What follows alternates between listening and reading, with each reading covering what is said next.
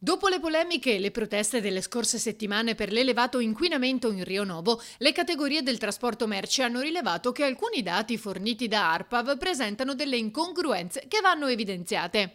Nel redigere queste relazioni che in alcuni orari, tra le 19 e le 21, ci sono dei picchi molto alti, i quali non corrispondono con i passaggi dei mezzi da trasporto.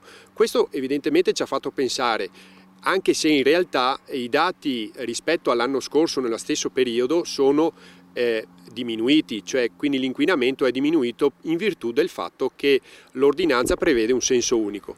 Detto questo, però, questi dati, come dicevo prima, hanno delle incongruenze, quindi riteniamo che non siano proprio i trasportatori i reali responsabili di questo inquinamento, ma forse bisogna andare a trovarlo da altre unità, da altri elementi che possono inficiare nei dati che ARPAV ha relazionato e stilato. I dati pubblicati restituiscono i livelli della centralina collocata in Rio Novo, evidenziando solamente il picco massimo durante la giornata. Di qui una richiesta specifica. Non ci sono solo dalle 19 alle 21, ci sono anche orari della mattina molto presto che non ci vedono, o se non in piccolissima parte, ci vedono nell'effettuare il trasporto, nell'effettuare questo percorso all'interno della città. Quindi è chiaro che chiediamo in modo piuttosto trasparente la verifica puntuale di questi dati, per non vederci, come dire, accusati